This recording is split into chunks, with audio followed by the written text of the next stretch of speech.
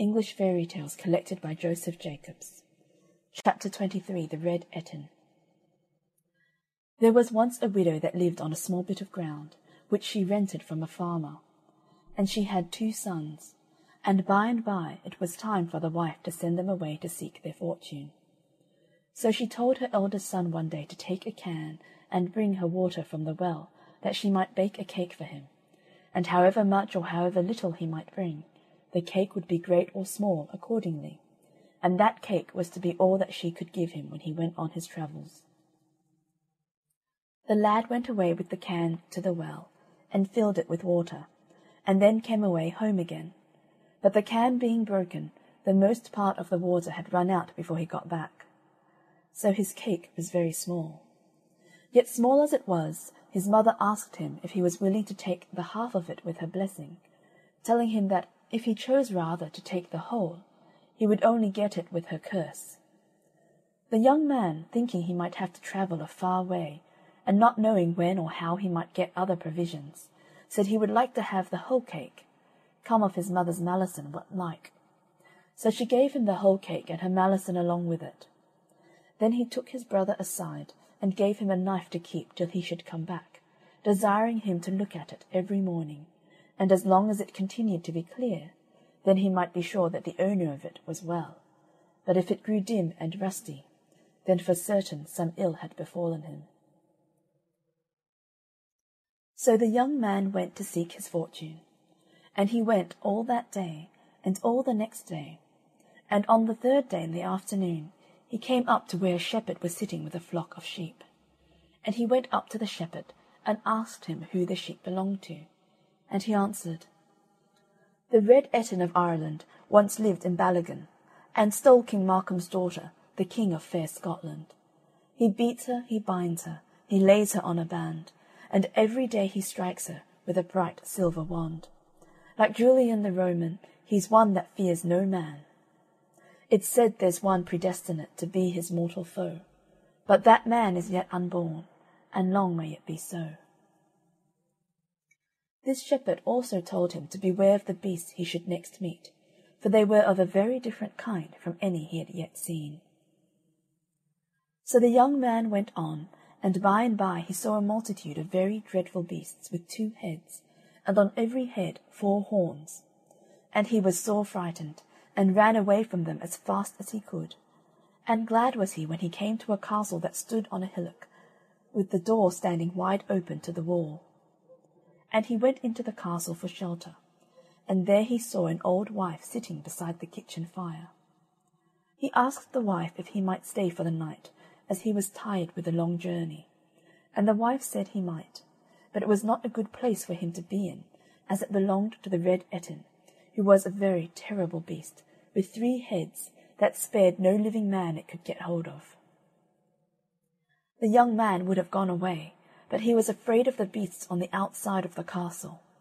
So he beseeched the old woman to hide him as best she could, and not tell the Ettin he was there.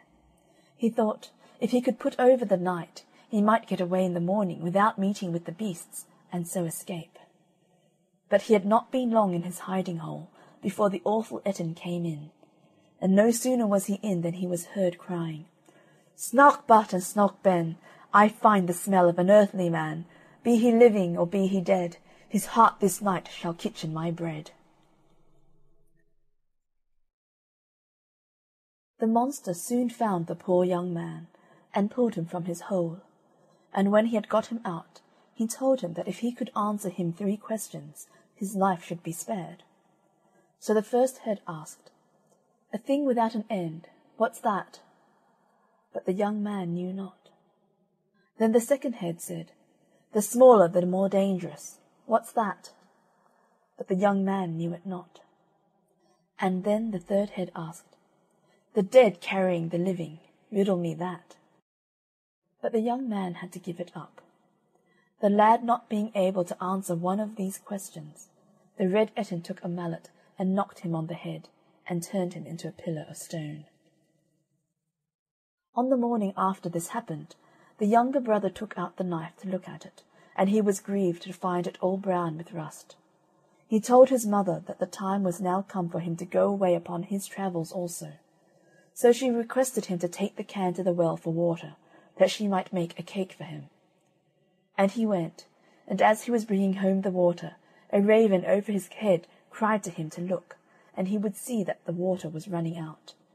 And he was a young man of sense, and seeing the water running out, he took some clay and patched up the holes, so that he brought home enough water to bake a large cake. When his mother put it to him to take the half cake with her blessing, he took it in preference to having the whole with her malison, and yet the half was bigger than what the other lad had got. So he went away on his journey, and after he had travelled a far way, he met with an old woman that asked him if he would give her a bit of his johnny cake. And he said, "I will gladly do that." And so he gave her a piece of the johnny cake, and for that she gave him a magical wand, that she might yet be of service to him, if he took care to use it rightly. Then the old woman, who was a fairy, told him a great deal that would happen to him, and what he ought to do in all circumstances. And after that she vanished in an instant out of his sight. He went on a great way farther, and then he came up to the old man herding the sheep.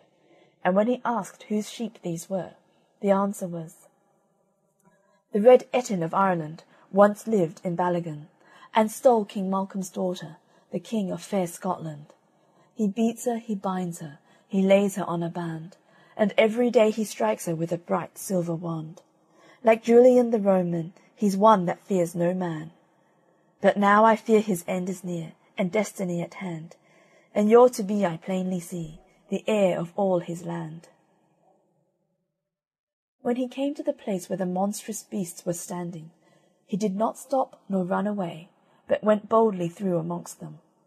One came up roaring with open mouth to devour him, when he struck it with his wand, and laid it in an instant dead at his feet. He soon came to the Ettin's castle, where he knocked, and was admitted. The old woman who sat by the fire warned him of the terrible Ettin, and what had been the fate of his brother. But he was not to be daunted. The monster soon came in, saying, "Snouk Bat and Snouk Ben, I find the smell of an earthly man. Be he living or be he dead, his heart shall be kitchen to my bread." He quickly espied the young man, and bade him come forth on the floor. And then he put the 3 questions to him. But the young man had been told everything by the good fairy, so he was able to answer all the questions. So when the first head asked, "What's the thing without an end?" he said, "A bowl." And when the second head said, "The smaller the more dangerous, what's that?" he said at once, "A bridge." And last, the third head said, "When does the dead carry the living? Riddle me that." Then the young man answered up at once and said, "When a ship sails on the sea with men inside her." When the Ettin found this, he knew that his power was gone. The young man then took up an axe and hewed off the monster's 3 heads. He next asked the old woman to show him where the king's daughter lay, and the old woman took him upstairs and opened a great many doors, and out of every door came a beautiful lady who had been imprisoned there by the Ettin. And one of the ladies was the king's daughter. She also took him down into a low room, and there stood a stone pillar, that he had only to touch with his wand, when his brother started into life. And the whole of the prisoners were overjoyed at their deliverance, for which they thanked the young man. Next day they all set out for the king's court, and a gallant company they made. And the king married his daughter to the young man that had delivered her, and gave a noble's daughter to his brother. And so they all lived happily all the rest of their days. End of chapter 23. The Red Ettin.